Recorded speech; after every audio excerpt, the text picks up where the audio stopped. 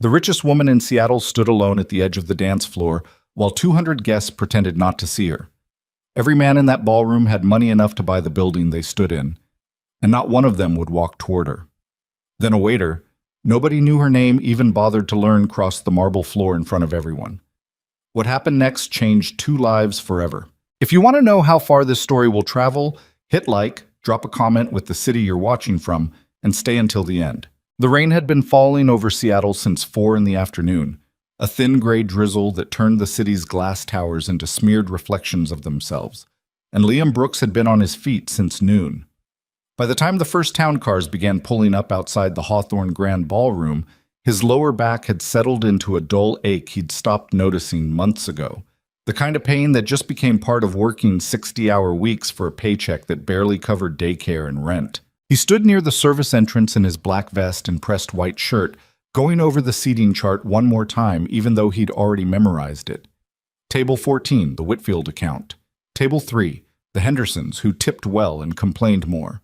Table 1, the head table, reserved for names that made headlines, names that ran companies bigger than some countries' economies. Brooks. His supervisor, a wiry man named Dale Pruitt, who'd worked event coordination for the Hawthorne Group for 11 years and never let anyone forget it, snapped his fingers twice in front of Liam's face. "You hear me? Champagne service starts at the south entrance the second the doors open, not before.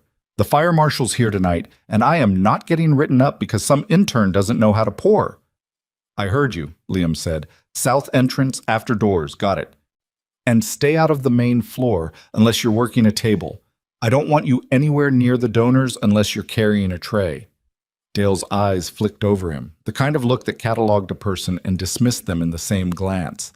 "This is the Hawthorne Legacy Gala, not some county fair. People here are worth more than this whole building." Liam didn't answer. He'd learned a long time ago that answering back never improved anything. It just gave men like Dale more reasons to remember your name for the wrong reasons. He thought about Maddie instead. His daughter, 6 years old, probably already asleep at Mrs. Alvarez's house down the hall from their apartment, curled up with the stuffed rabbit that used to be white before 2 years of love turned it gray. He thought about the look on her face that morning when he told her he had a big important job tonight, helping rich people have a fancy party, and she'd asked him, completely serious, if he was going to dance. "Daddies don't dance at work, baby," he'd told her, tying his shoes by the door. "That's sad," she'd said, and gone back to her cereal like she'd settled the matter. He smiled now, remembering it, and the smile was still on his face when the first guests started arriving. Men in tuxedos that cost more than his monthly salary, women wrapped in furs and diamonds that caught the chandelier light and threw it back in fractured little explosions across the marble floor. The Hawthorne Grand Ballroom was the kind of room built specifically to remind people they were small. 40-foot ceilings, crystal chandeliers the size of small cars, gold leaf on the crown molding that someone had probably spent a fortune restoring, just so it would look exactly as old and important as the people standing beneath it. Liam picked up his tray and started working the floor exactly the way he was supposed to. For the first hour, it was the usual rhythm: pour, smile, step back, repeat. He recognized some of the faces from financial news segments he caught in the break room sometimes. A senator's wife, the owner of a shipping conglomerate, 2 tech founders who'd apparently decided their feud was over for one night in the name of good publicity. He kept his eyes down, his tray steady, his voice pleasant and forgettable. That was the job. Be useful. Be invisible. It was nearly 9 o'clock when the orchestra shifted from the soft dinner music into something with more weight to it. A slow waltz that pulled couples toward the center of the floor like the room itself had exhaled. Liam was refilling glasses near the west wall when he noticed the woman standing alone near the tall windows. He knew who she was before anyone told him. Everyone in Seattle knew who she was. Evelyn Harrington stood with her back almost, but not quite, to the room, one hand resting against the cool glass, looking out at the rain-streaked skyline instead of at the 300 people behind her. She wore a deep emerald gown that probably cost more than Liam made in a year. Her dark hair swept back and pinned with something that glittered faintly under the light. And on the right side of her face and down along her jaw and neck, visible even from across the room, was the scarring. Old, healed, but unmistakable. the kind of scar tissue that told a story everyone in this room already knew and nobody had the nerve to ask her about directly. 5 years ago, Evelyn Harrington had pulled a 7-year-old boy out of a burning car on I-5 after a tanker truck collision turned the freeway into a wall of fire. She'd been driving home from a board meeting.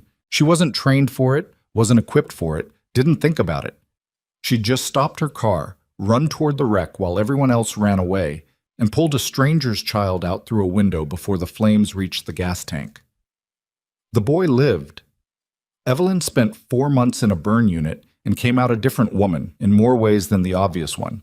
She still ran Harrington Global. She was still, by most measures, one of the most powerful businesswomen in the country. But she didn't go to galas anymore. She didn't pose for photographs. She gave interviews by phone, when she gave them at all, and tonight was apparently the first public appearance she'd made in over a year. A fact Liam only knew because Dale had mentioned it earlier with the kind of breathless self-importance reserved for gossip about the rich. "She's only here because it's her family's foundation gala," Dale had said, refilling ice buckets. "Don't stare at her. Seriously, Brooks, I mean it. Don't stare, don't talk to her, don't even look at her too long. She doesn't like it." Liam hadn't planned on staring, but he watched now, almost without meaning to, as 3 different men who'd spent the last hour laughing too loud and shaking hands too hard, men who clearly understood the unspoken economics of a room like this, drifted toward Evelyn Harrington and then, at the last possible second, veered away. One pretended to spot a colleague across the room. Another suddenly remembered something urgent on his phone. A third simply slowed his steps until the moment passed and he could change direction without it looking deliberate. Nobody asked her to dance. Evelyn didn't move. She kept her eyes on the rain and her hand on the glass, and if she noticed the small, cowardly choreography happening behind her, the men changing course, the conversations that quieted slightly when she was nearby and picked back up once she wasn't, she gave no sign of it. But Liam noticed something else, something that made his chest tighten in a way he didn't examine too closely. The careful, practiced stillness of someone who had decided a long time ago not to expect anything different. "Brooks," Dale's voice, low and sharp, right behind him. "Table 9 needs water glasses. Move." Liam moved. He refilled water glasses at table 9 and then table 10, and he told himself it wasn't his business, that he had a job to do and a daughter to feed and absolutely no reason to involve himself in whatever quiet humiliation was unfolding by the windows. He told himself that for almost 20 minutes, through 2 more songs, while Evelyn Harrington stood in the same spot, and the dance floor filled and emptied and filled again around her like she was a stone in a river nobody wanted to touch. Then the orchestra started a new piece, slower this time, a waltz with a melody that climbed and then settled, the kind of song that made the whole room soften a little. And Liam looked over and saw her shift her weight, just slightly, like she was preparing to do something. Leave the floor entirely, find an excuse, disappear into a side room until the dancing was over, and she could rejoin the evening without anyone noticing she'd never been asked. And something in Liam, something stubborn and tired and maybe a little reckless, something that had nothing to do with being smart about his job and everything to do with being his daughter's father, made the decision before his brain finished arguing against it. He set his tray down on the nearest empty table. "Brooks," Dale's voice cracked across the room like a whip. "What are you doing? Brooks!" Liam didn't look back. He walked across the ballroom floor, past tables full of people who paid more for their seats than he paid in rent, past the orchestra, past Dale's furious whisper shouting that he could hear even over the music, and he kept walking until he was standing in front of Evelyn Harrington. Up close, the scarring was more visible. The skin along her jaw pulled tighter in places, the texture changed, a permanent record written into her face by fire. But her eyes, when she turned to look at him, were sharp and dark and entirely unbothered by his approach, like she'd simply been waiting to see what this particular stranger wanted before deciding whether he was worth her attention. "Can I help you?" Her voice was even. Not unkind exactly, just guarded, the voice of a woman who'd learned to expect the worst from people's curiosity. The whole ballroom had gone quiet around them. Not silent. The orchestra still played, the murmur of 300 conversations still hummed underneath everything. But quiet, in the way a room goes quiet, when enough people notice the same thing at the same moment. Liam could feel the attention land on him like a physical weight. He could feel Dale somewhere behind him, probably calculating exactly how fast he could fire a server in the middle of a black tie gala without causing a scene. He didn't let himself think about any of it. "I know I'm not supposed to be over here," Liam said. "I'm staff. I should be filling water glasses. But I've been watching this floor for 20 minutes, and every man in this room who's danced tonight has danced with someone. And you've been standing here the whole time, and I figured—" He stopped, recalibrated, started again, because this wasn't the kind of thing you said smoothly even when you meant it. "I figured somebody should ask. So, would you like to dance?" For a moment, nothing happened. Evelyn Harrington looked at him the way she might look at an unexpected number on a financial report, like she was checking it twice, certain there had to be an error somewhere. "Do you know who I am?" she asked. "Yes, ma'am." "Do you know I could have you fired in the next 10 minutes if I wanted to?" "Yes, ma'am." "Then why would you risk that?" Liam thought about Maddie asleep down the hall in Mrs. Alvarez's apartment, the stuffed rabbit tucked under her chin, and he thought about every time in his life someone had decided he wasn't worth the trouble of being seen. Every job interview where his resume got set aside because there were gaps in it from the year after his wife died. Every landlord who looked at a single father with a 6-year-old and saw a liability instead of a man trying his best. He thought about how it felt to stand in a room and have people's eyes slide past you like you were furniture. "Because nobody else was going to," he said simply. "And that didn't seem right to me." Somewhere behind him, he heard Dale make a small, strangled sound. Evelyn Harrington studied him for a long moment, long enough that Liam started to genuinely wonder if he'd just ended his employment with a single sentence, long enough that the song nearly finished without an answer at all. And then, just as the melody began to swell toward its close, she set down the champagne glass she'd been holding untouched for the better part of an hour and held out her hand. "All right," she said, "but if you step on my feet, I will absolutely have you fired." "Fair enough," Liam said, and felt something in his chest loosen for the first time all night. He took her hand. It was steady, her grip sure, the hand of a woman who'd spent 30 years in boardrooms, learning never to let anyone see her hesitate. He placed his other hand carefully at her waist, the way he remembered from his cousin's wedding 8 years ago, the last time he'd danced with anyone. And the orchestra started a new song before either of them could think too hard about what was happening. They moved together, awkwardly at first.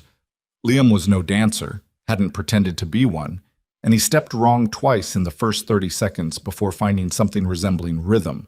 And across the ballroom, 300 conversations went quiet at almost the exact same moment. Liam was aware of it, the way you're aware of weather changing. A pressure shift in the room, heads turning, hands pausing mid-gesture. He didn't look around to confirm it. He kept his eyes on Evelyn, on the careful neutrality in her expression that was very slowly, almost imperceptibly, beginning to crack. "They're all staring," she said quietly, not quite meeting his eyes. "Let them." "You don't understand what you've done." "I asked a woman to dance," Liam said. "I think I understand exactly what I've done." Something shifted in her face, not quite a smile, not yet, but the ghost of one, the muscle memory of an expression she hadn't used in a long time. "You're either very brave or very stupid. My daughter would say both. She's 6. She's usually right about things." That got something closer to a real reaction, a small huff of breath that might have been the beginning of a laugh, quickly suppressed but not quite hidden. "You have a daughter." "Maddie, she's the reason I'm working a wedding cake job at this hotel instead of doing something that pays better. Childcare's expensive. Flexible hours matter more than a higher rate." He didn't know why he was telling her this. A stranger, a billionaire, a woman whose name he'd only ever seen attached to 9-figure acquisitions in news headlines. Maybe it was easier to talk about Maddie than to talk about the fact that every person in this room was watching them like they were a car accident nobody could look away from. "Her mom passed away a few years back. It's just us now." Evelyn's hand tightened slightly on his shoulder. "I'm sorry." "Me too."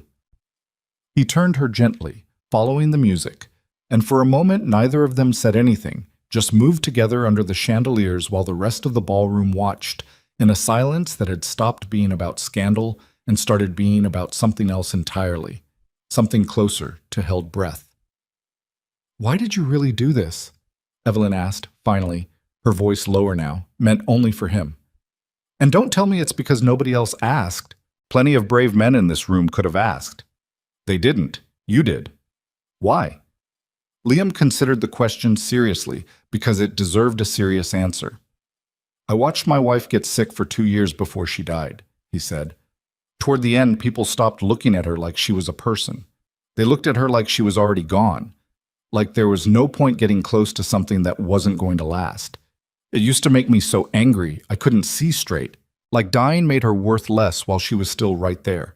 Still her, still laughing at my terrible jokes 3 days before the end. He paused, found Evelyn's eyes, held them.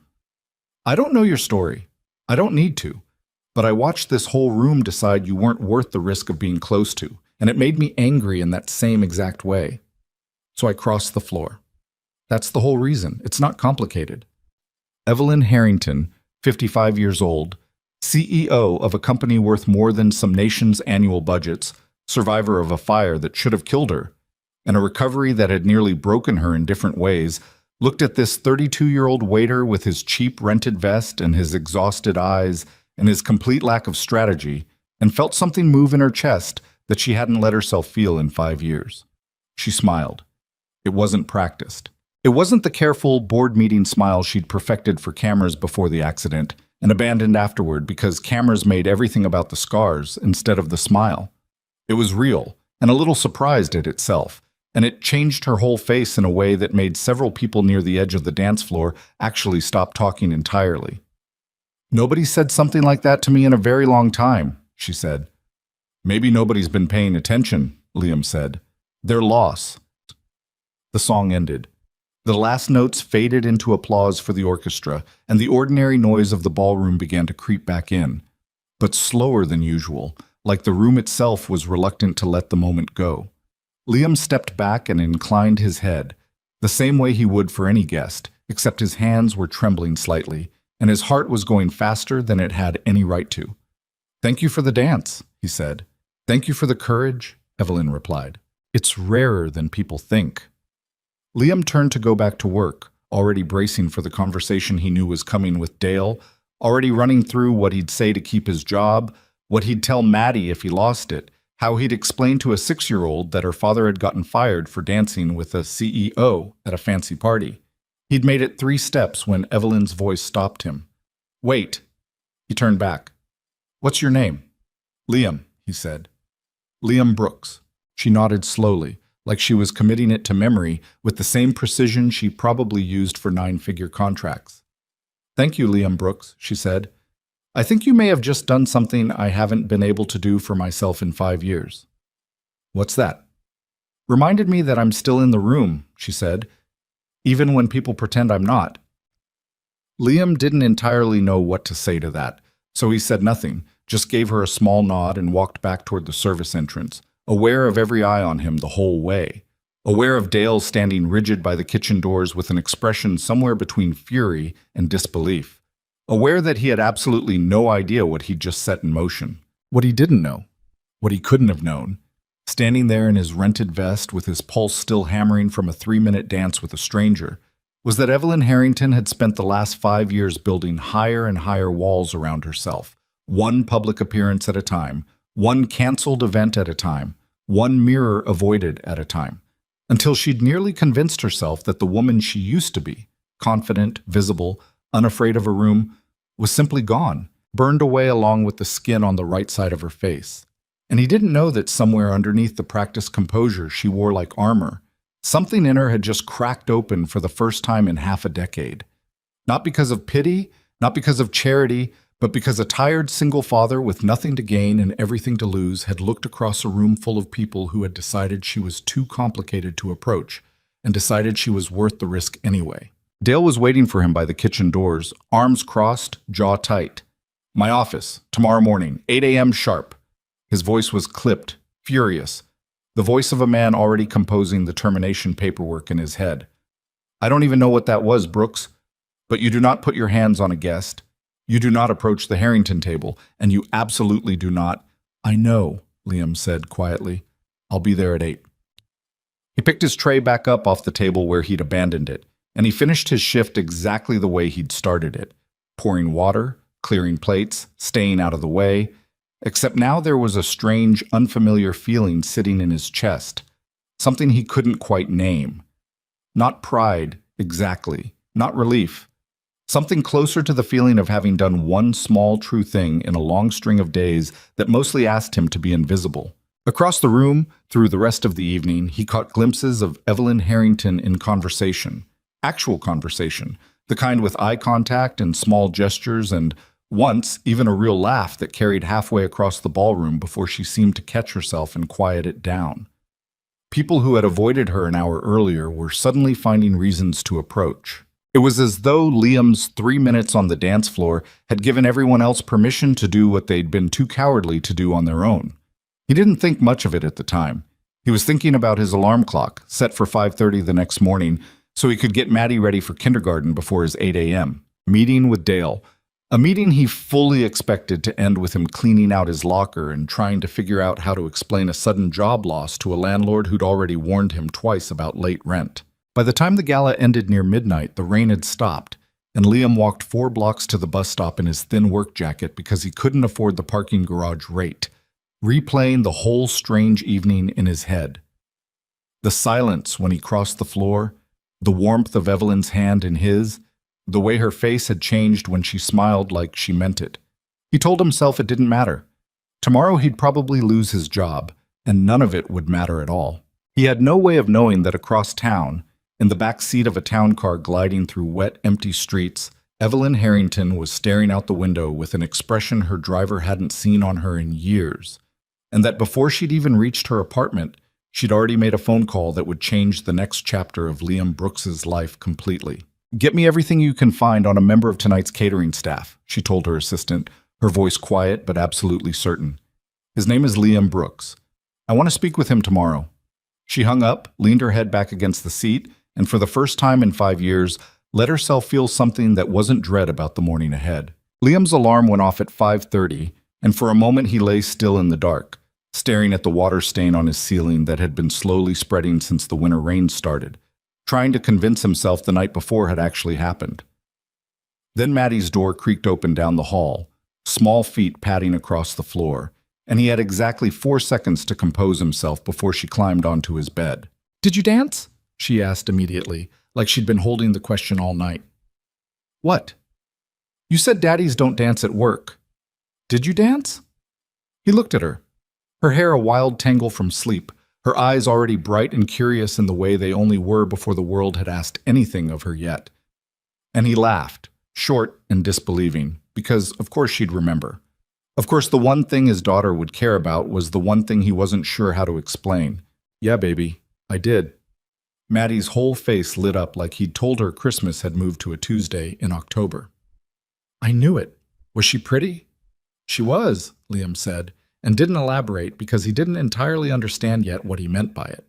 He got her dressed, got her fed, dropped her at Mrs. Alvarez's with a kiss on the top of her head and a promise to be back by mid-morning, and then he caught the 7:15 bus downtown with a knot sitting low in his stomach the whole ride.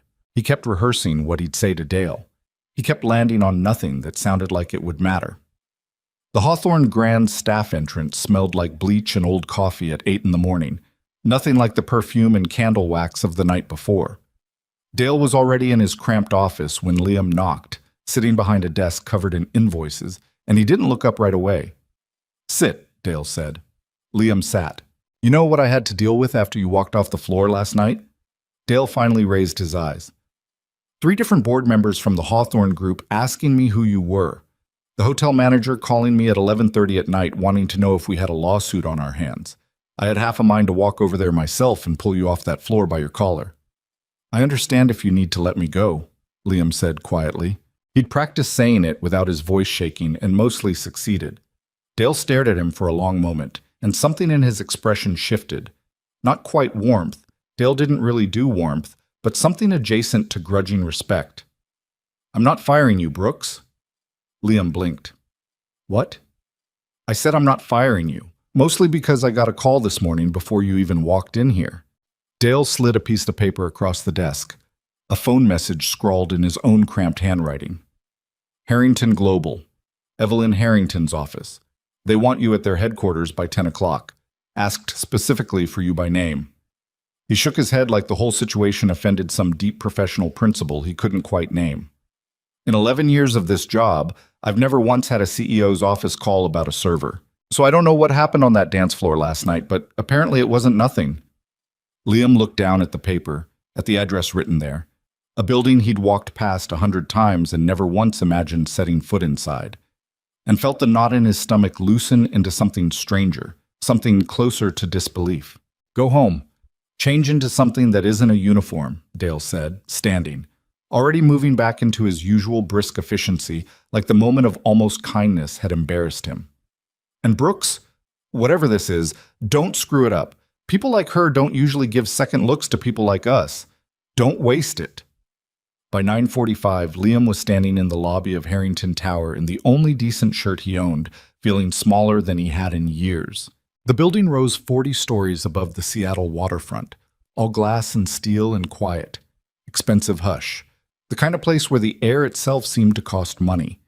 A receptionist with a headset and a practiced smile checked his name against a list, looked mildly surprised to find it there, and directed him to the executive elevator. The ride to the 40th floor took 11 seconds and felt like an hour. Evelyn Harrington's assistant met him at the elevator doors, a sharp, efficient woman named Carol, who introduced herself with a handshake and walked fast enough that Liam had to lengthen his stride to keep up. Ms. Harrington doesn't usually take meetings before noon, Carol said, like this was important context he needed. She moved her entire morning around for you. I don't understand why, Liam admitted. Carol gave him a look he couldn't quite read. You will. Evelyn's office occupied the corner of the building, floor-to-ceiling windows on two sides looking out over Elliott Bay, the water gray and restless under a sky that hadn't decided yet whether to rain again. She was standing at the window when Carol showed him in, dressed today in a simple charcoal suit, her hair down instead of pinned up the way it had been the night before, and for a moment Liam was struck by how different she looked without the armor of a gala gown and a room full of strangers watching her. Younger, somehow, despite the gray threading through her dark hair, more like a person and less like a headline. Mr. Brooks, she said, turning. Thank you for coming on short notice. Wasn't really in a position to say no, Liam said, then immediately worried it sounded rude. I mean, I was curious and nervous, mostly nervous. That earned him the ghost of last night's smile. Sit, please. He sat in one of the two chairs facing her desk, and she took the other instead of sitting behind the desk itself, which struck him as deliberate, like she didn't want there to be a wall of mahogany between them. I'll be direct, Evelyn said. I don't often do this. I want you to understand that going in because I don't want you to think this is something I do casually. She folded her hands in her lap. Last night, you did something nobody in that ballroom had the courage to do in 5 years. You looked at me and saw a person instead of a liability or a cautionary tale or a story everyone already knows the ending to. I haven't forgotten what that felt like, even overnight, even after everything else that happened at that gala. I don't intend to forget it. I just asked you to dance, Liam said. I don't think it was as big as everyone's making it out to be. It was exactly as big as everyone's making it out to be, Evelyn said, a little sharply, and then seemed to catch the edge in her own voice and softened it. I'm sorry. It's just, you don't know what it's like to watch a room decide you for them, to have people make 100 small calculations about your worth before you've said a single word. You did the opposite of that. You didn't calculate anything. You just walked over. She paused. I want to offer you a position. Liam sat very still. A position. The Harrington Foundation runs our philanthropic arm, burn survivor programs, emergency responder support, family assistance for people who've lost everything in fires, accidents, disasters. It's meaningful work, and it's chronically understaffed, because most people who could do it well want corporate salaries and corner offices instead. Evelyn studied him for a moment. I watched you last night. You didn't see a scarred woman standing alone at a party. You saw someone the room had decided to ignore, and it bothered you enough to do something about it, even at personal cost to yourself. That instinct, that's exactly what this foundation needs more of. I think you'd be extraordinary at this work. I don't have a background in nonprofit management, Liam said carefully. I don't have a college degree. I worked construction for 6 years before my wife got sick, and after that I just took whatever job let me be home for my daughter at night. None of that is a problem I'm worried about, Evelyn said. I have an entire floor of people with master's degrees who can teach you spreadsheets and grant compliance in a month. What I can't teach is what you already have. The ability to look at someone broken and not flinch. The ability to see dignity where other people see damage. Her voice had gone quieter, more careful. I built this foundation because I know what it's like to be the person nobody knows how to look at anymore. I need someone running our survivor programs who understands that in his bones, not from a textbook. Liam thought about Maddie, about rent, about the look on Dale's face that morning, about the precariousness of a life built on hourly wages and luck. He thought about his wife in her last weeks, the way people had stopped meeting her eyes, the way he'd promised himself he'd never let another person feel that small if he could help it. What's the pay? He asked, because it mattered, because pretending it didn't would have been a lie. Evelyn named a figure that made him go quiet for a full 5 seconds, nearly triple what he made now, with benefits, with actual stability, with a schedule that Evelyn assured him would flex around his daughter's needs without question. Why? Liam finally asked. Why me, specifically? You could hire anyone. You could hire someone with the degree and the spreadsheets and the experience. Evelyn was quiet for a moment, looking out at the gray water beyond the glass. 5 years ago, after the accident, my own board hired a public relations consultant to help manage how I was perceived, she said.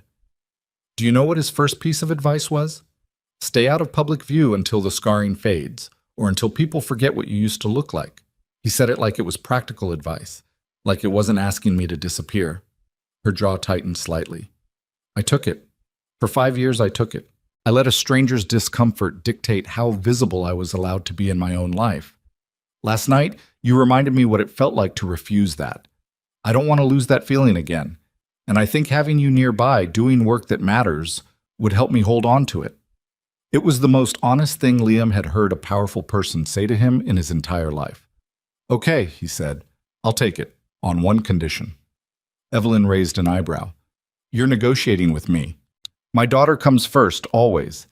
If she's sick, if there's a school thing, if she just needs me. That's not negotiable, no matter what's happening at the office. Mr. Brooks, Evelyn said, something almost amused in her voice, I would be deeply disappointed in you if you'd agreed to anything less. He started the following Monday. The first few weeks were a blur of names and acronyms, and a learning curve steep enough that Liam went home most nights with his head spinning, reviewing grant applications and survivor intake forms at his kitchen table after Maddie went to bed. But underneath the unfamiliar paperwork was something he recognized immediately. People. Scared people, grieving people, people who'd lost homes and faces and futures to fire and disaster and bad luck, and who walked into the Harrington Foundation offices expecting to be processed like a case number, and instead found Liam Brooks sitting across from them, looking them directly in the eye, asking about their lives instead of just their losses. Word moved fast inside an organization that size. Within a month, the staff had started quietly redirecting the hardest cases to him. The survivors who'd shut down in every previous meeting, the ones who flinched at sympathy and bristled at pity. Liam didn't offer either. He offered something simpler, attention, without an agenda behind it. How do you do that? One of the program directors, a woman named Renata who'd worked at the foundation for 9 years, asked him one afternoon after he'd spent 40 minutes with a former firefighter who hadn't said more than 3 words to anyone since his accident, and walked out of Liam's office talking animatedly about wanting to mentor younger recruits. I've tried everything with that guy, therapists, support groups. He shuts down every time. I don't try to fix anything, Liam said. I just don't look away. That's it. That's the whole trick. Evelyn noticed it too. She made a habit in those early weeks of stopping by his office unannounced, ostensibly to check on his transition, though both of them understood fairly quickly that the visits had become about something more than oversight. She'd lean in his doorway with a cup of coffee and ask how a particular case was going, and the conversation would drift, the way conversations do between two people who are slowly becoming important to each other, into other things. His daughter's kindergarten teacher, Evelyn's early years building the company from a single Seattle office into a national name. The strange, specific loneliness of being a single parent. The strange, specific loneliness of being the only person in every room who looked like she did. "You're different around here than you were at the gala," Liam observed one evening. The two of them, the last ones on the floor, Evelyn perched on the edge of his desk going through a stack of program proposals he'd written. "More relaxed." "I'm always more comfortable in a building I own," Evelyn said dryly. Then, more seriously, "And I suppose I don't feel like I have to brace for anything here. People who work for me already know what I look like. There's nothing left to flinch about." "There was never anything to flinch about," Liam said, and meant it plainly, without performance, the way he said most things. "I think people flinch because they don't know what to say, not because of what they see. Cowardice dressed up as politeness." Evelyn looked at him for a long moment, the kind of look that made Liam acutely aware of how close she was sitting, how the late afternoon light through the windows caught the scarring along her jaw and made it look less like damage and more like simply a fact of her face, no different than a freckle or a line from laughing too much. "You say things like that so easily," she said, "like it costs you nothing." "It doesn't," Liam said. "That's the part I don't think people understand. Treating someone like a person isn't expensive. It's free. Everyone acts like kindness is some scarce resource they have to ration, and it's not. It's the cheapest thing in the world. People are just scared of being the one who offers it first." 3 months into the job, Evelyn made her first public appearance since the gala. A ribbon cutting for a new burn treatment wing the foundation had funded at Seattle General, the kind of event she'd avoided for years, the kind of event that came with photographers and reporters and exactly the sort of scrutiny she'd spent half a decade hiding from. Liam stood near the back of the small crowd, not because he was needed there in any official capacity, but because Evelyn had asked him quietly the night before if he'd come.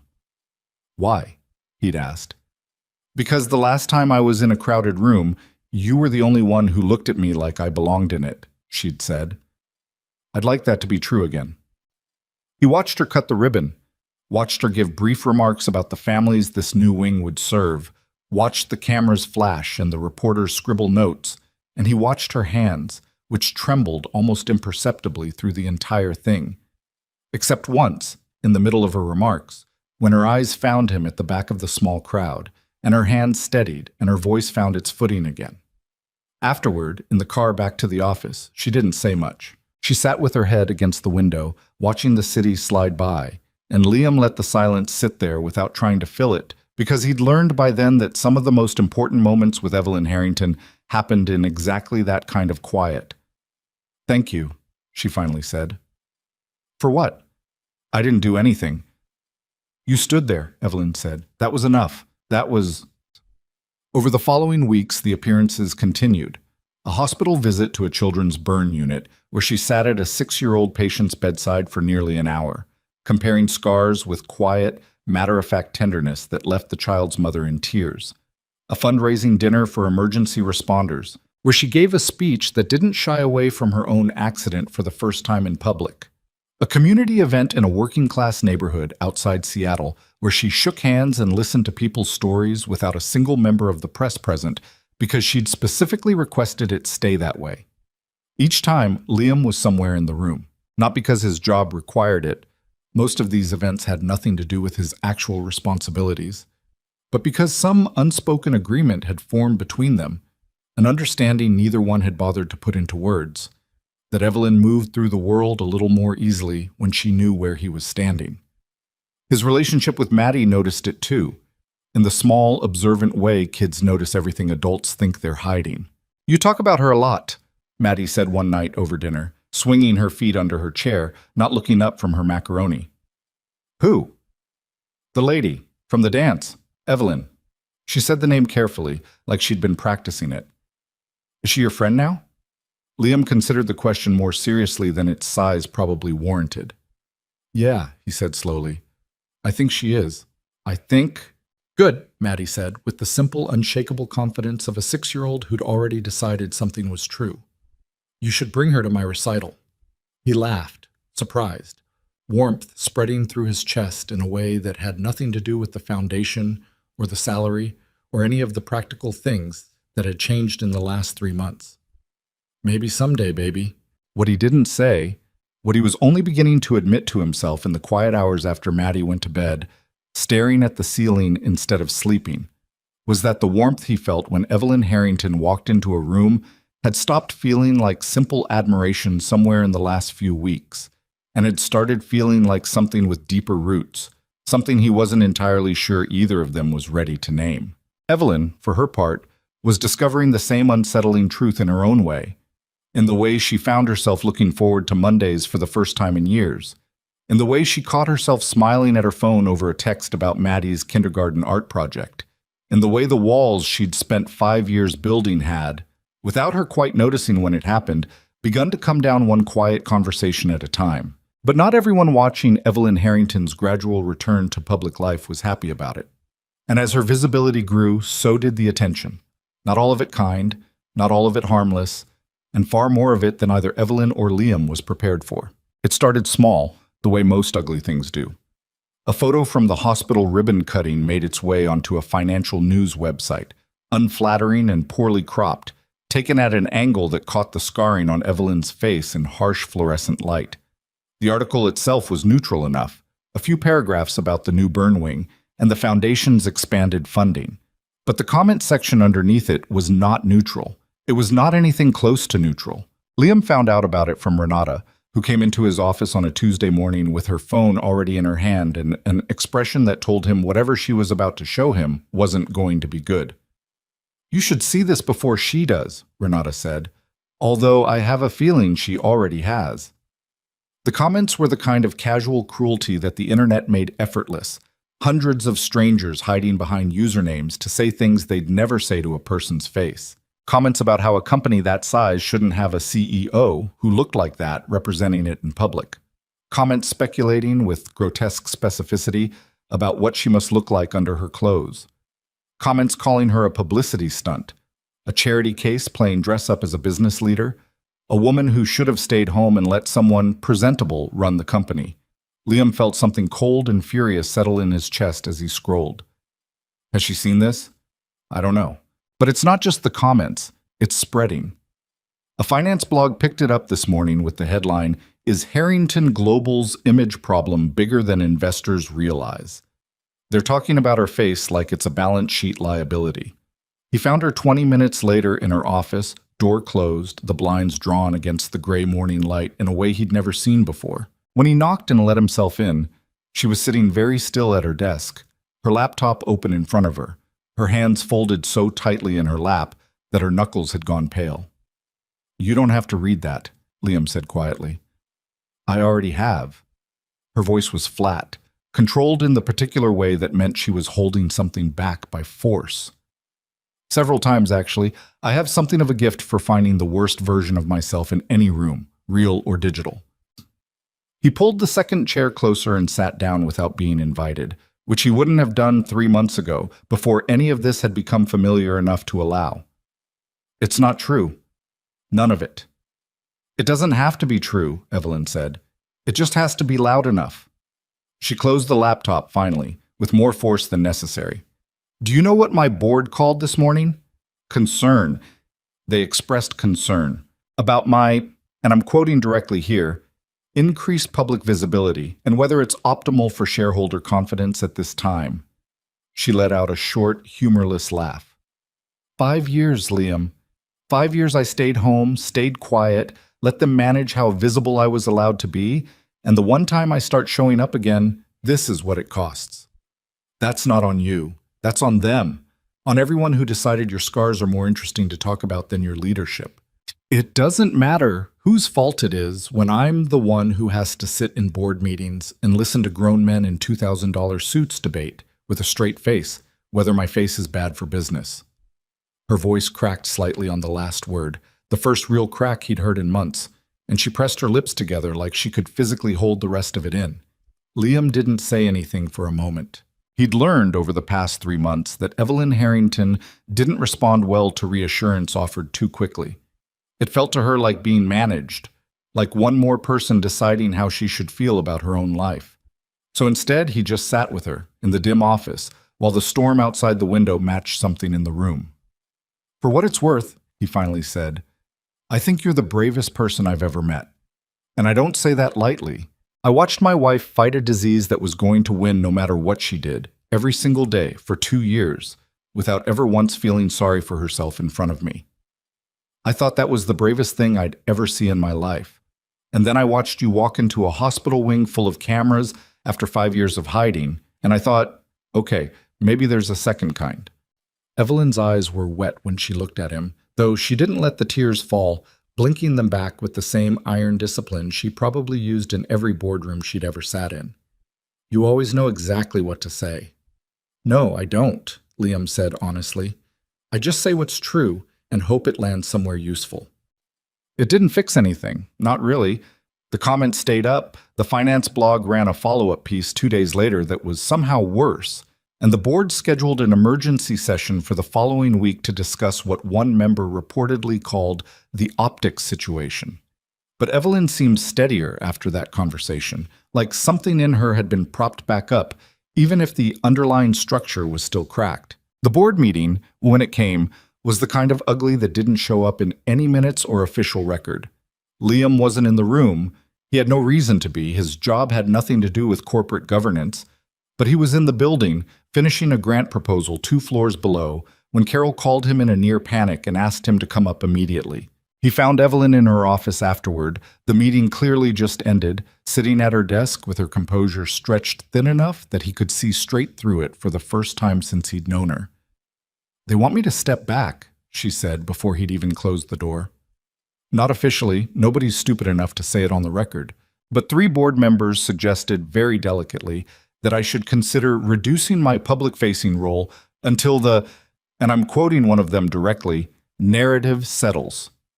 Her hands were shaking now, not the controlled tremor from the ribbon cutting, but something rawer. They want to put someone else in front of the cameras, someone more palatable. That was the word they used. Palatable. What did you tell them? I told them I'd think about it. Her voice broke on the last word, finally, completely, and she pressed both hands flat against the desk like she needed something solid to hold on to. Liam, I have run this company for 11 years. I built half of what it is today with my own hands, my own decisions, my own sleepless nights. And in one meeting, 5 men decided my face was a liability they needed to manage. Like I'm a recall, a defective product. Liam crossed the room and knelt by her chair, close enough that she had to look at him instead of past him. You're not a defective product, he said, low and fierce.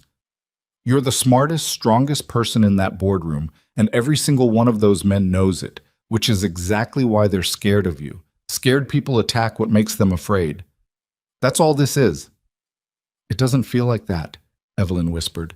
It feels like the accident all over again. Like I'm back in that hospital bed, looking in a mirror for the first time, except now it's not just my face. It's everything. My company, my voice, my place in the world I built. She finally let the tears fall, quiet and exhausted, the dam she'd been holding for days finally giving out. I don't know if I can do this again. It would have been easy, in that moment, to offer comfort that didn't mean anything. The kind of soft, useless reassurance people offer when they want a painful moment to end quickly.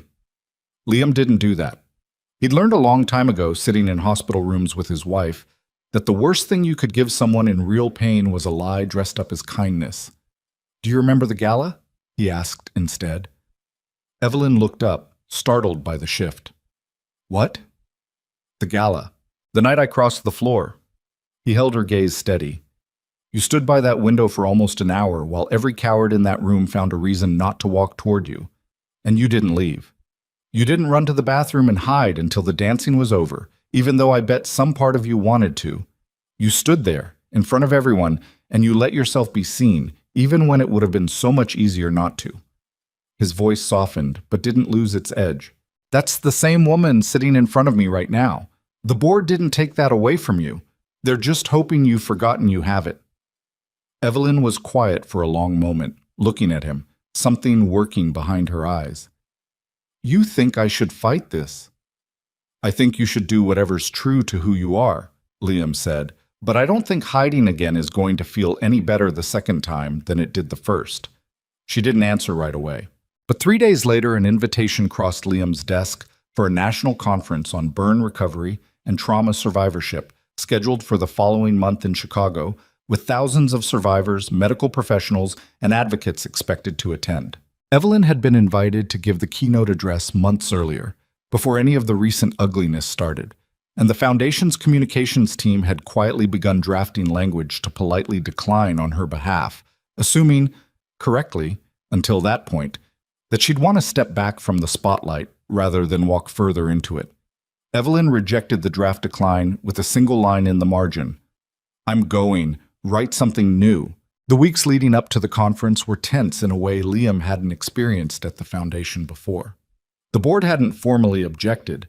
Evelyn had made it clear, in a meeting Liam heard about secondhand, that this particular decision wasn't open for debate, but the undercurrent of disapproval followed her through every hallway conversation, every strained smile from executives who'd rather she disappear quietly than make a scene. The online attacks hadn't stopped either. If anything, word that she planned to appear publicly again, unflinching, seemed to provoke them further. Liam watched her prepare for the speech in the evenings, staying late at the office long after everyone else had gone home, drafting and discarding pages of remarks that all sounded, to her own ear, too careful, too managed, too much like the version of herself that had spent 5 years hiding. "I don't know how to write this," she admitted to him one night, nearly 11 o'clock, the two of them alone on the 40th floor with the city lights spread out below them like scattered stars. "Every version sounds like I'm apologizing for existing, or worse, like I'm performing courage instead of actually having it." "Then stop writing it," Liam said. "Just say what's true. That's the only speech that's ever worked for you." That's easy advice from someone who isn't the one standing on a stage in front of 3,000 people. "You're right," Liam admitted. "It is easy advice. Doesn't make it wrong, though." She looked at him for a long moment, something soft and unguarded passing over her face. "Will you come with me? To Chicago?" The question landed heavier than its size, and they both seemed to feel it at the same time. The way this had stopped, somewhere in the last 3 months, being purely about a job, or a foundation, or even gratitude for a single dance at a gala. It had become about something neither of them had said out loud yet, something that lived in the careful way they made space for each other. In the late nights at the office that had nothing to do with actual work. In the way Maddie had started asking, almost weekly now, when Evelyn was coming over for dinner again. "Yeah," Liam said, "I'll come with you." The conference hall in Chicago held just over 3,000 people, a sea of name badges and quiet conversation that hushed into anticipation as the morning's keynote approached. Liam sat in the third row, close enough to see Evelyn's hands trembling slightly as she gathered her notes backstage, close enough that when she glanced out at the crowd just before walking on, her eyes found him first. She walked onto the stage in a deep blue dress, her hair pinned back the way it had been the night of the gala, the scarring along her jaw fully visible under the bright stage lighting, with no scarf, no careful angle, no attempt at concealment. A ripple of low murmurs moved through the crowd, not unkind, mostly just surprised, the reaction of an audience that had clearly expected a more cautious version of this moment. She stood at the podium for a long moment before speaking, long enough that Liam felt his own chest tighten with worry. Then she set her prepared notes aside, untouched, and looked out at the crowd. "I had a speech written," Evelyn said, her voice steady despite everything. "My communications team spent 2 weeks on it. It talked about resilience and recovery and the Foundation's expanded programming, and it was probably very good. I'm not going to give it on." A few uncertain laughs rose from the crowd, the kind that come when an audience isn't sure yet whether to relax. 5 years ago, I pulled a 7-year-old boy out of a burning car on Interstate 5, Evelyn continued. I don't remember deciding to do it. I just remember running. I remember the heat, and I remember not caring about the heat because there was a child trapped in that car and nobody else was moving fast enough. I got him out. He's 12 now. He plays baseball. I check in on his family every year, and every year I'm reminded that whatever this, she gestured to the right side of her own face without flinching, cost me, it bought something worth infinitely more. The room had gone completely silent. But here's what nobody tells you about surviving something like that, she went on. Surviving the fire is the easy part, relatively speaking. What comes after is harder. Because the world doesn't quite know what to do with you anymore. People's eyes do this thing. You'll all recognize it, I imagine, some of you better than I do, where they look at you for half a second and then very deliberately look somewhere else, like making eye contact with you cost them something. And for 5 years, I let that look win. I disappeared.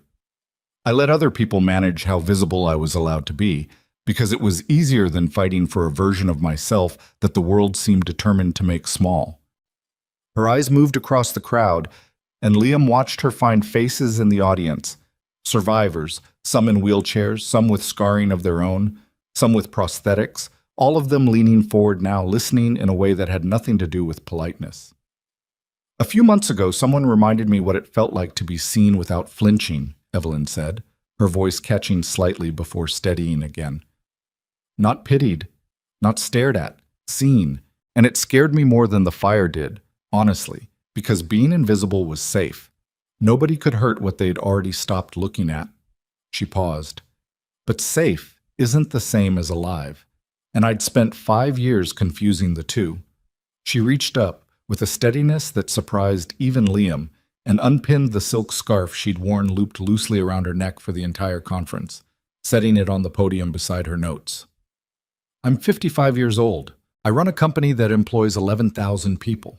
I have scars on the right side of my face and down my neck that I got pulling a child out of a burning car, and I am done apologizing for the way that fire left its signature on my skin. If looking at me costs you something, I'd ask you to sit with that discomfort rather than asking me to disappear so you don't have to feel it. Because I promise you, every single person in this room who survived something that changed how they look has already paid a far higher price than the cost of your glance. The applause started slowly. A few people standing first, scattered through the crowd, and then more. And within a few seconds, the entire hall was on its feet, the sound of it rolling through the room like something physical. Liam stood with them, his throat tight, watching Evelyn Harrington stand at that podium with her scars fully visible and her shoulders square, looking, for the first time since he'd met her, completely and entirely unafraid. She found his eyes again in the crowd, and for just a moment, before the next wave of applause swallowed everything, she smiled. Not the careful, practiced smile of a CEO managing a room, but the real one, the one he'd first seen on a dance floor in Seattle, the one that belonged entirely to her. By the time they landed back in Seattle that night, the speech had already gone viral. Clips of it were circulating across every platform. The moment she removed her scarf replayed thousands of times within hours. News outlets that had spent the previous week speculating about her image problem now scrambling to run pieces about her courage instead. The same finance blog that had questioned whether she was bad for business published a hasty follow-up praising her as a new kind of corporate leadership. The board, predictably, said nothing publicly about reversing their earlier concerns, but the emergency meeting they'd scheduled to discuss her visibility quietly never happened. Evelyn didn't gloat about any of it. If anything, she seemed almost wary of the sudden reversal, as if she understood better than anyone how quickly public opinion could swing back the other way. But something in her had changed permanently in that conference hall in Chicago, something Liam could see in the way she carried herself afterward, straighter, steadier, less braced for impact. "Thank you," she told him on the flight home, her hand finding his on the armrest between them, neither of them quite acknowledging out loud what the gesture meant. "For Chicago, for all of it." "You did that yourself," Liam said. "I just reminded you that you already knew how." "That's not nothing," Evelyn said quietly. "That's actually everything." Outside the small airplane window, the lights of Seattle were just beginning to appear in the distance, and neither of them spoke again for a long while, content simply to sit there together, her hand still resting in his, both of them aware that whatever this was between them had stopped being something either of them could pretend not to see. The months that followed Chicago moved differently than the months before it, the way a river moves differently once it's broken through a dam. Evelyn's speech had been viewed by the Foundation's communications team's last count, somewhere north of 40 million times across every platform that mattered, and the requests started pouring in almost immediately. Interviews, op-ed invitations, speaking engagements from hospitals and universities and survivor networks across the country, all of them wanting a piece of the woman who'd stood on a stage and refused to apologize for her own face. Evelyn turned down most of them. The one she accepted, she chose with a deliberateness that told Liam she was relearning, slowly, how to be visible on her own terms instead of anyone else's. "I'm not interested in being a symbol," she told him one afternoon, going through a stack of requests Carol had printed and left on her desk. "I watched what happens to people who get turned into symbols. They stop being people. They become a story other people tell about themselves." She set the stack down, rubbing her temple. "I want this to be about the work, the programs, the actual people we're helping, not about a viral clip of me taking off a scarf." "Then make it about that," Liam said. "Nobody's forcing you to take every interview. Pick the ones that let you talk about the foundation instead of just your face." It became, in practice, exactly the kind of filter Evelyn needed. She accepted a profile in a major business magazine, but only on the condition that half the piece focus on the foundation's expanded burn treatment funding rather than her personal story. She gave a single network interview, choosing a reporter who'd lost her own father to a house fire years earlier, someone who asked questions that came from understanding instead of curiosity. She turned down 3 separate offers for a memoir, telling each publisher politely that her story wasn't finished enough yet to be packaged and sold. What she said yes to, almost without exception, was anything that put resources directly into the hands of survivors. Within 4 months of the Chicago speech, the Harrington Foundation had expanded its burn treatment partnerships to 6 new hospitals across the country, funded a scholarship program for the children of firefighters and emergency responders killed or permanently injured in the line of duty, and launched a peer mentorship network connecting newly injured survivors with people further along in their recovery. An idea Liam had pitched almost a year earlier, back when he was still learning the difference between a grant proposal and a budget memo, and which Evelyn had quietly greenlit without telling him until the funding was already approved. "You did this," Liam said, staring at the program outline she'd handed him. His name listed as founding director of what the internal memo was calling the Brooks Mentorship Initiative. "I funded an idea that was already good," Evelyn corrected. "You did the actual work of having it. You named it after me. I named it after the man who suggested that survivors needed someone further down the road showing them it gets easier, instead of just doctors telling them it will." She shrugged, a small private smile pulling at the corner of her mouth.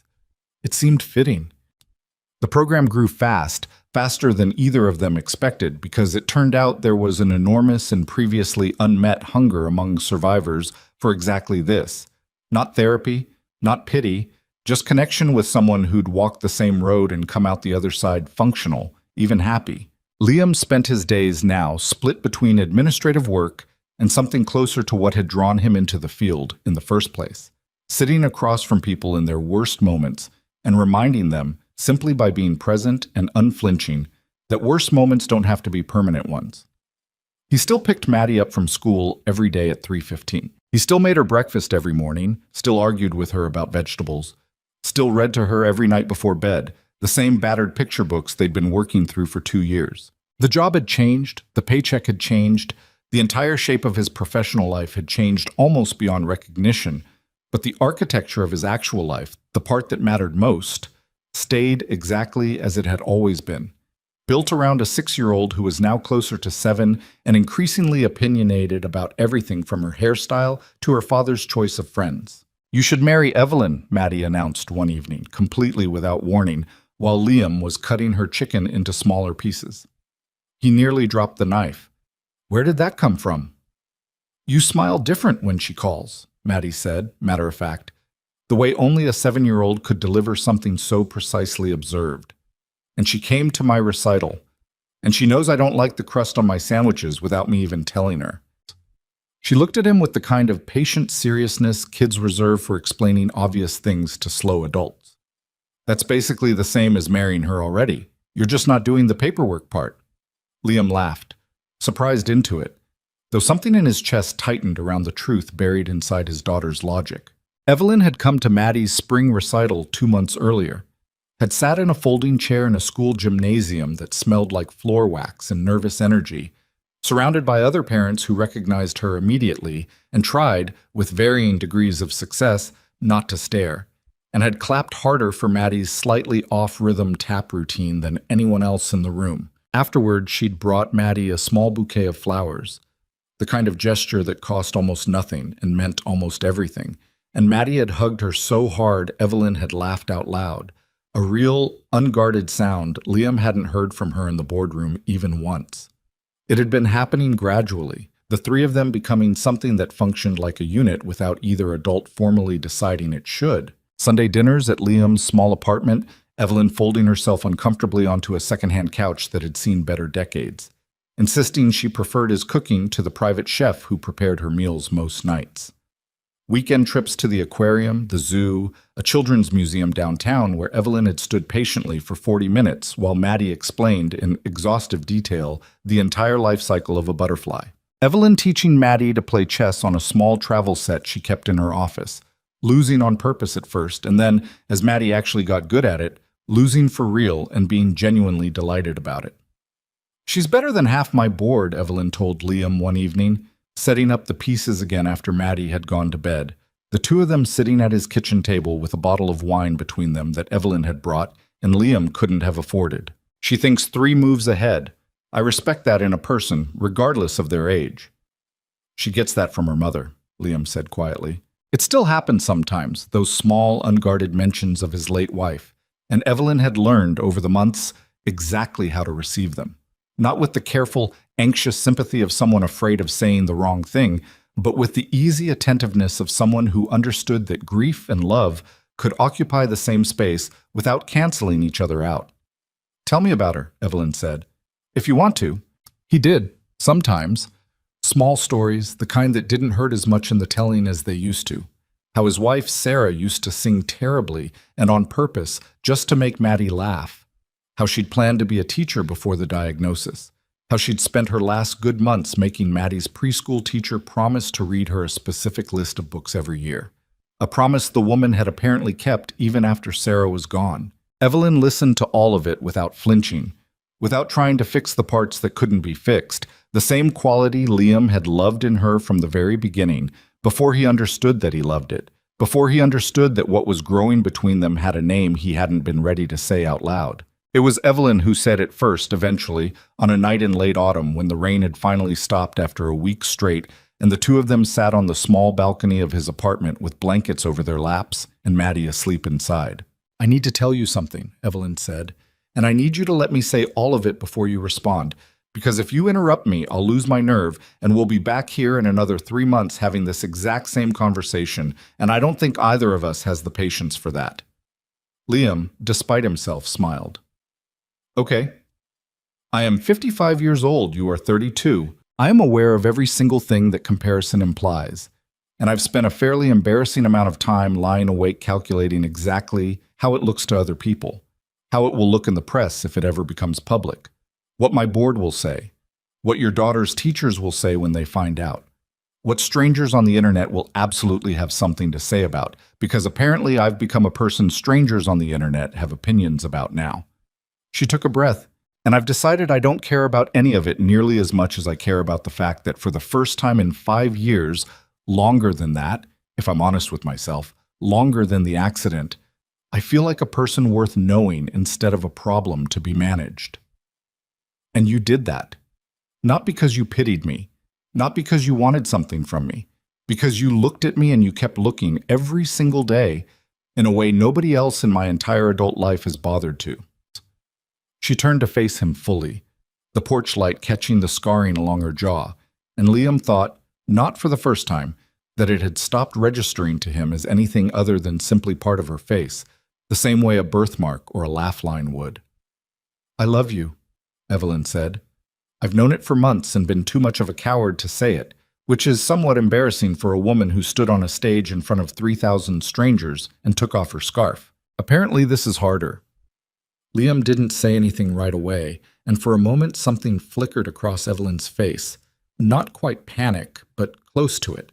The particular fear of a person who'd just handed over something fragile and was waiting to see if it would be dropped.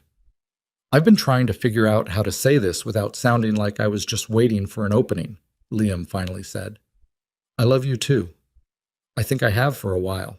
Maybe since the gala, if I'm being honest, which probably sounds insane, because it was 3 minutes and a dance and I didn't even know your last name yet at that point."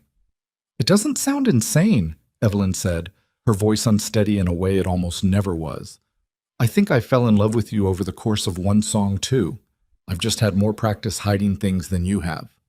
He reached over and took her hand, the same way he had on that dance floor almost a year earlier, except this time there was no audience, no orchestra, no 300 strangers holding their breath, just the two of them on a small balcony with the city lights spread out below. The rain finally stopped, his daughter asleep inside in the small life he'd built out of nothing but stubbornness and love. For what it's worth, Liam said, I don't care about the age thing either. People can say whatever they want. I know exactly who you are. The board, the internet, all of it. None of that's ever once been the truth of you. I am. It wasn't, of course, that simple once the relationship became public.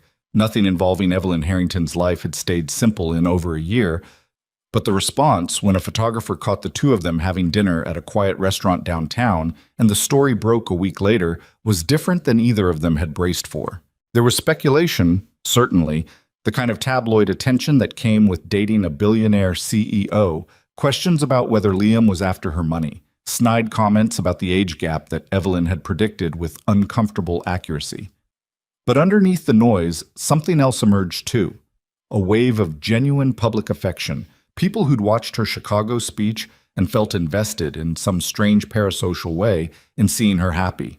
The foundation's social media accounts, normally dedicated to grant announcements and survivor stories, were flooded with comments wishing them well. A burn survivor Liam had mentored through the program wrote an open letter, published without either of their knowledge, about what it meant to watch the woman who'd funded his recovery find love without hiding any part of herself to get there. Even some of the same outlets that had run the cruel finance blog piece a year earlier published soft, almost apologetic pieces about Evelyn's remarkable personal and professional renaissance.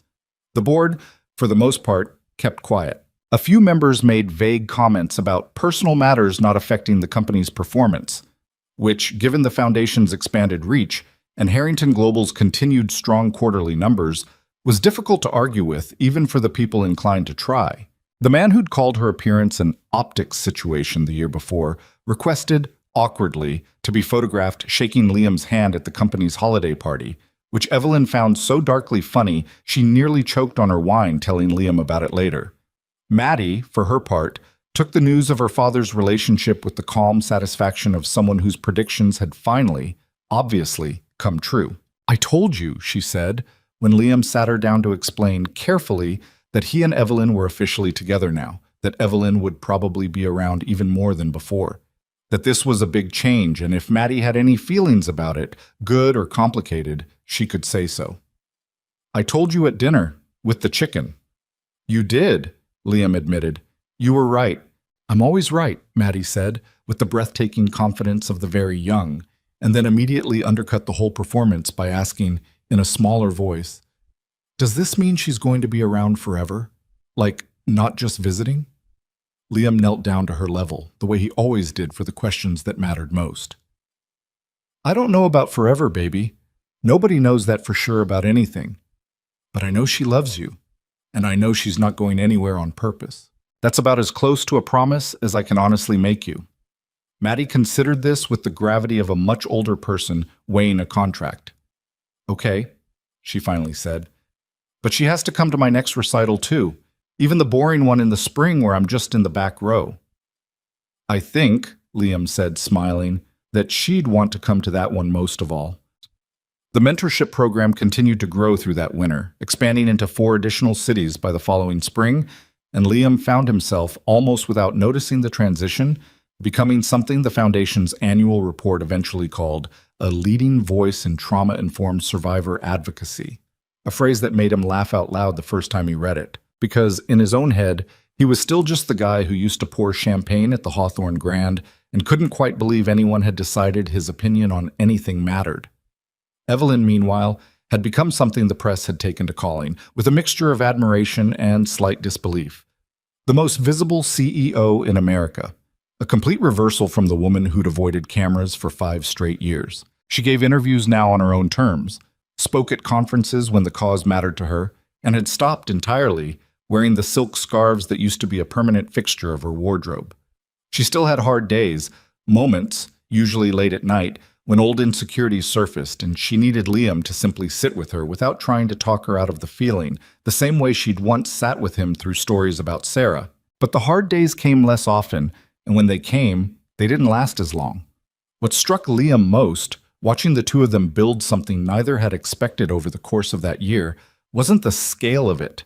The headlines, the foundation's growth, the strange new visibility that had reshaped both their lives. It was the small things. The way Evelyn had memorized, without ever being told, that Maddie liked her sandwiches without crust. The way Liam had learned, slowly, which of Evelyn's silences needed company and which needed space. The way the two of them had built, out of a single reckless dance at a gala neither of them had wanted to attend, something that looked less like a fairy tale and more like the slow, deliberate work of two imperfect people choosing each other, over and over. On ordinary days, nobody was watching.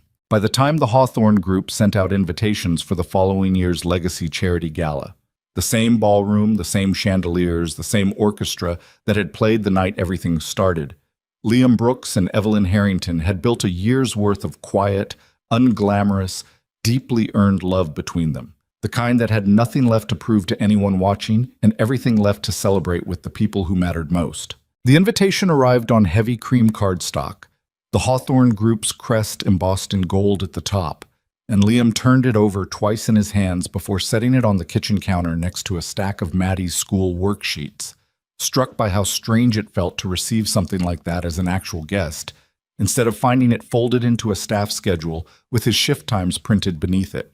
"You're staring at that like it's going to bite you," Evelyn said, coming up behind him still in her coat, having let herself in with the key he'd given her 3 months earlier, an event that had felt, at the time, far more significant than either of them admitted out loud. "Last time I was in that ballroom, I almost got fired for crossing the floor," Liam said. "Forgive me if the building gives me a little bit of a complex." "You didn't almost get fired. Dale told me himself, months later, that he'd already decided not to fire you before you even sat down in his office. He just wanted to make you sweat a little first. Apparently it's some kind of management philosophy he's very proud of." Evelyn slid her arms around him from behind, resting her chin on his shoulder, looking down at the invitation. "Besides, this year you're not staff. This year, you're my date." "Your date," Liam repeated. "That still sounds insane to say out loud." Get used to it," Evelyn said. "I intend to keep saying it for a very long time." The year since the last gala had reshaped both their lives in ways neither could have fully predicted standing in that same ballroom 12 months earlier. The mentorship program Liam had started with a handful of survivors in Seattle now operated in 9 cities, with a waiting list long enough that the foundation had begun training additional mentors just to keep pace with demand. Evelyn's visibility, once a source of boardroom anxiety, had become something closer to a competitive advantage. Harrington Global's stock had climbed steadily through the year, and more than one analyst had pointed, somewhat sheepishly, to the company's reputation for authentic leadership as part of the reason why. But the bigger changes were smaller than any of that. Maddie had lost her first tooth and insisted on showing it to Evelyn before she even told her teacher.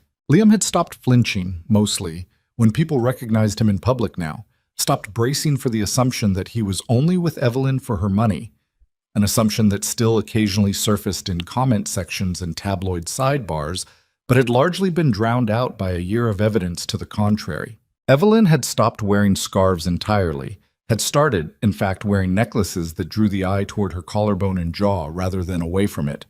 A small private rebellion against 5 years of trying to disappear. And quietly, in the months leading up to the gala, Liam had started carrying something in his coat pocket that he hadn't told Evelyn about yet. A small velvet box he'd bought from a jeweler 2 streets down from the foundation's offices. After weeks of deliberation and one entirely unhelpful but enthusiastic consultation with his 7-year-old daughter, who had strong opinions about diamonds, despite having never owned anything more valuable than a friendship bracelet. "It has to sparkle a lot," Maddie had instructed, examining photos on his phone with the seriousness of a jewel appraiser. "Evelyn likes things that sparkle, but not like too sparkly. She's not extra like that." "She's not extra like that," Liam had repeated, amused. "Got it. Noted." The night of the gala arrived cold and clear. None of the rain that had soaked the city the year before. and Liam stood in front of his bedroom mirror adjusting a bow tie that fit considerably better than the rented one he'd worn as staff 12 months earlier, while Mrs. Alvarez fussed over Maddie in the next room, getting her ready for the special sleepover she'd been promised as a reward for letting her father have a grown-up night out. "You look nervous," Maddie observed, appearing in his doorway in her pajamas, watching him struggle with the tie for the third time. "I am nervous," Liam admitted. "Why?" "You already danced with her once. You're good at it now." He laughed, kneeling down to her level, smoothing her hair the way he did when he needed a second to gather himself. "Tonight's a little different, baby. Are you going to ask her to marry you?" Maddie's eyes went enormous, and Liam realized too late that there was no version of this conversation where a 7-year-old kept that information to herself for the rest of the evening. "Maybe," he said carefully. "Can you keep a secret?" Maddie nodded so hard her whole body moved with it. "I'm the best secret keeper in my whole class. Ask anyone." "Then yeah," Liam said. "Maybe I am." She threw her arms around his neck with enough force to nearly knock him backward, and he held her there for a long moment, breathing in the smell of her shampoo, thinking about how far they'd both come from the apartment with the water-stained ceiling and the bus rides home from shifts that paid just enough to keep the lights on. He thought about Sarah the way he still did sometimes in quiet moments like this one, not with the raw grief of the early years, but with something gentler now, something closer to gratitude, for the years they'd had, for the daughter she'd left him, for the fact that somewhere along the way he'd learned how to let love back in without it feeling like a betrayal of what he'd lost. He thought she would have liked Evelyn. He thought she would have liked, especially the way Evelyn never once tried to replace her, never performed a version of motherhood that wasn't hers to perform, just showed up consistently and let Maddie decide in her own time how much room there was for someone new. The Hawthorne Grand Ballroom looked exactly as it had the year before. The same chandeliers throwing fractured light across the marble floor, the same orchestra tuning quietly in the corner, the same crowd of Seattle's wealthiest gathering beneath gold-leafed ceilings. And yet everything about walking into it felt entirely different. Liam moved through the room not with a tray balanced on one hand, but with Evelyn's arm linked through his, and the same guests who had averted their eyes from her a year earlier now approached with genuine warmth, congratulating her on the Foundation's expanded reach, asking after the mentorship program, treating her, finally, fully, like exactly what she'd always been, the most formidable woman in the room. Dale found them near the bar within the first 20 minutes, looking almost unrecognizable out of his usual harried event coordinator mode, dressed in a tuxedo and holding a glass of champagne with the relaxed posture of someone who'd finally stopped sweating the seating chart. "Brooks," he said, shaking Liam's hand with what looked like genuine pleasure. "Last year you nearly gave me a heart attack in this exact room. I want that on the record." "Duly noted," Liam said, smiling. "For what it's worth," Dale added, lowering his voice slightly, glancing at Evelyn, who'd been pulled momentarily into conversation with one of the Foundation's major donors a few feet away. "I've worked 100 of these events. I've never seen anything like what happened on this floor last year. I still don't fully understand it, but whatever it is you two have, it's the realest thing I've watched happen in this ballroom in 11 years of doing this job." He raised his glass slightly. "Don't waste it." "I don't intend to," Liam said, and meant it more than Dale could have known. The evening unfolded with a kind of warmth that the gala, in all its polished formality, didn't usually accommodate. Evelyn gave brief remarks before dinner about the Foundation's growth over the past year, her voice steady and unhurried, no notes in front of her, no scarf at her neck, the scarring along her jaw simply part of the room, the way the chandeliers and the gold leaf were part of the room. Present, unremarkable, no longer the thing anyone's eyes snagged on first. She spoke about the mentorship program by name, about the survivors who'd found their way back to themselves through it, and at one point, without warning, she gestured toward Liam at his table and told the room simply that none of it would exist without a man who'd once crossed this exact floor when no one else would. The applause that followed was warmer than anything Liam had ever experienced in his life, and he sat there, slightly stunned, while Evelyn returned to her seat beside him and squeezed his hand under the table like she understood exactly how much that moment had cost him to sit through gracefully. "You didn't warn me you were going to do that," he murmured. "I wanted to see your face," Evelyn said, entirely unrepentant. "It was worth it," But dinner gave way eventually to dancing, and the orchestra began the same kind of slow waltz that had opened the floor the year before. The deliberate choice, Liam suspected, of an events team that understood exactly what story this gala was now associated with, whether they admitted it publicly or not. Couples began moving toward the center of the room, and Liam felt his pulse pick up, the small velvet box in his coat pocket suddenly feeling enormous, impossible to ignore. "Walk with me," Evelyn said before he could say anything himself, taking his hand and leading him toward the same stretch of floor by the tall windows where she'd once stood alone for nearly an hour while the whole room pretended not to notice her. She turned to face him there, in almost the exact spot, the city lights of Seattle glittering through the glass behind her, and something in her expression told Liam she'd been planning this moment with as much care as he had, though neither of them had said a word about it to the other. "A year ago," Evelyn said, "I stood right here and decided I was going to leave this party early, slip out a side door before anyone noticed I'd never danced at all. I had the whole exit planned, and then a waiter who had absolutely no business doing what he did crossed this entire floor and changed the rest of my life." Her voice wavered slightly, the careful CEO composure cracking just enough to let something roar through. "I used to think the accident was the thing that defined me. The fire, the scars, the 5 years I spent disappearing because I didn't know how to exist in a world that kept flinching at me. But I don't think that's true anymore. I think the thing that actually defined me was the choice to keep standing in rooms even when it would have been easier not to.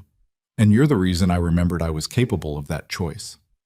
Liam reached into his coat pocket, and Evelyn went very still, watching his hand with an expression caught somewhere between disbelief and a hope she clearly hadn't let herself fully feel until that exact second. "I've been carrying this around for 3 weeks, Liam admitted, opening the small box to reveal a ring that was exactly as Maddie had instructed, enough to sparkle without being too much.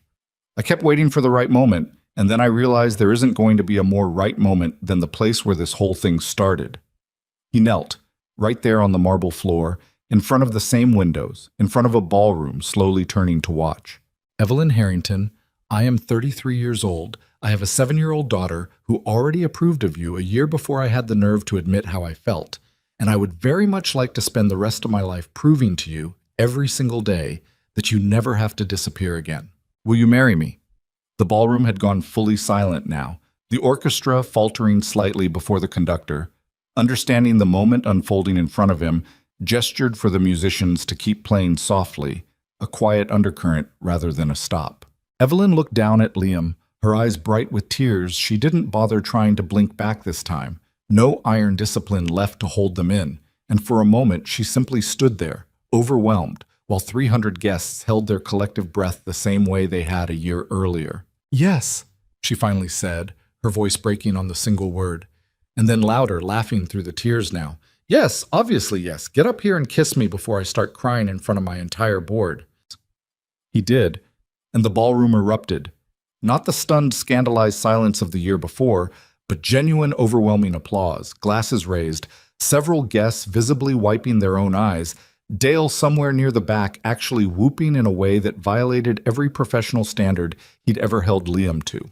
The orchestra swelled into the full waltz, and Liam pulled Evelyn into his arms right there, the two of them dancing in the exact spot where this entire impossible story had begun, except this time there was no hesitation in the room, no cowardice, no calculated distance, just 300 people watching two imperfect, ordinary, extraordinary people choose each other in front of everyone, with nothing left to hide. They danced for the rest of the night, through songs neither of them fully registered, through congratulations from people Evelyn had known for decades, and people Liam had only just met, through champagne toasts and Dale's genuinely emotional speech about having a front row seat to the only good thing that's ever happened in this ballroom besides the open bar.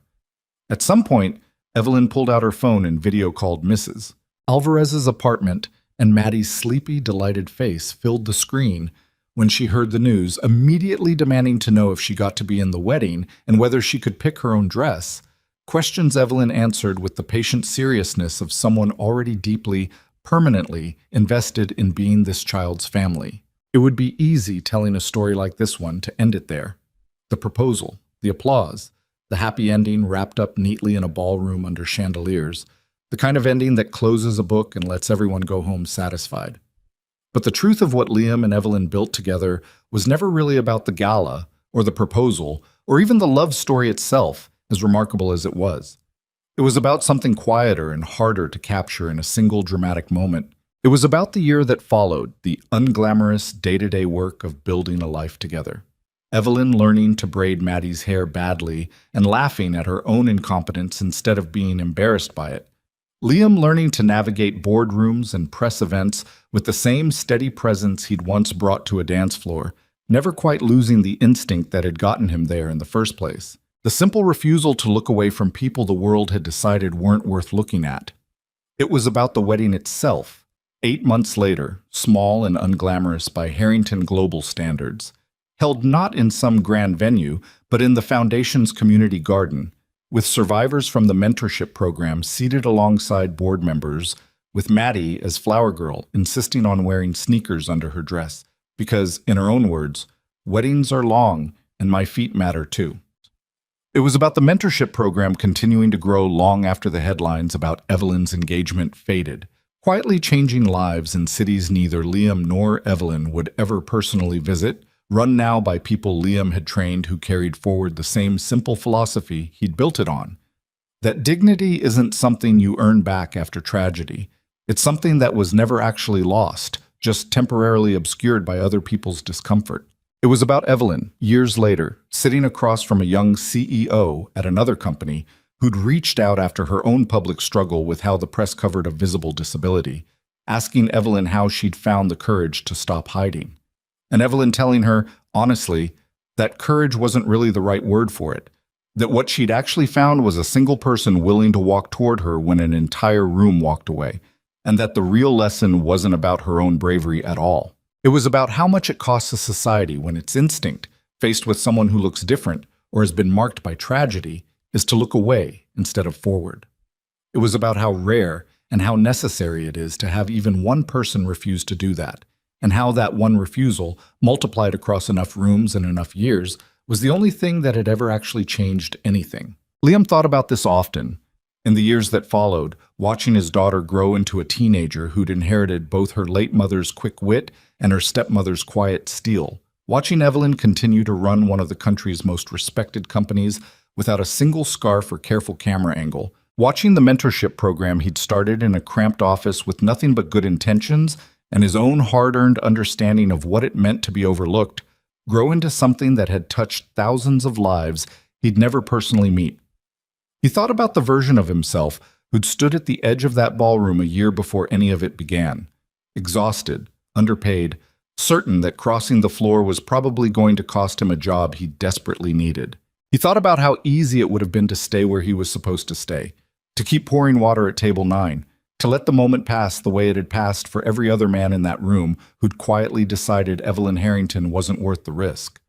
He never regretted, not for a single day afterward, choosing differently. True courage, he'd come to understand, rarely announced itself with trumpets or grand gestures. Most of the time it looked exactly like what it had looked like that night.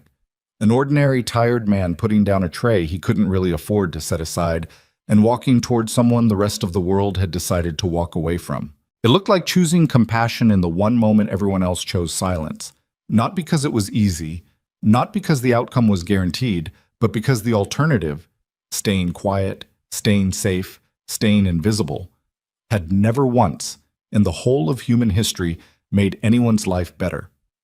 Evelyn, for her part, came to understand something different but equally important over those years.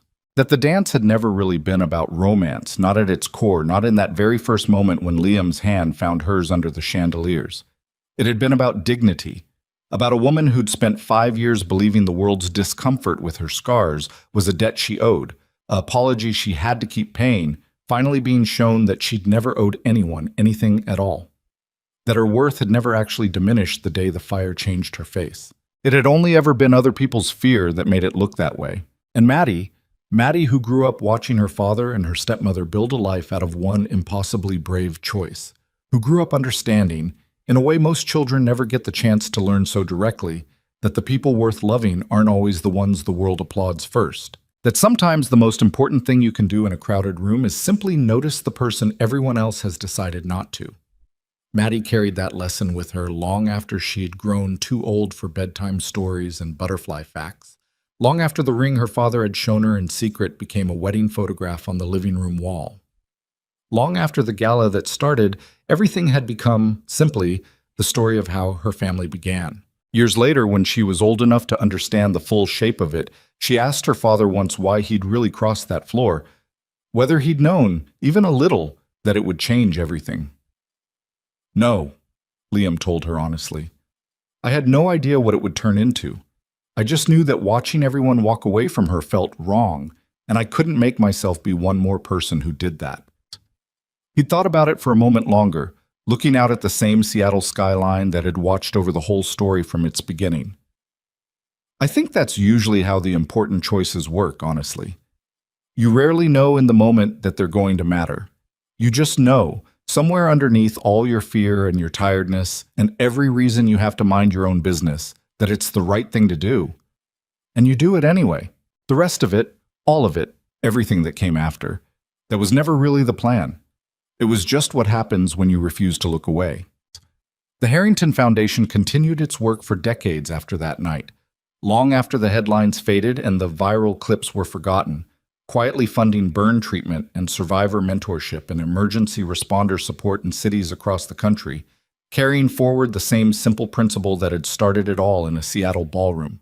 That love, respect, and human dignity were never, despite what the world sometimes insisted, limited by scars, or age, or the cruel, careless calculations of people too afraid to walk across a room. And every year on the anniversary of that first gala, Evelyn and Liam returned to the same ballroom, stood in the same spot by the same tall windows, and danced to the same slow waltz the orchestra had learned by then to simply expect, not because the moment needed repeating, but because some moments are worth returning to on purpose, year after year, as a reminder of exactly how much can change when one person decides that compassion is worth more than comfort and chooses, against every easy instinct telling them not to cross the floor anyway.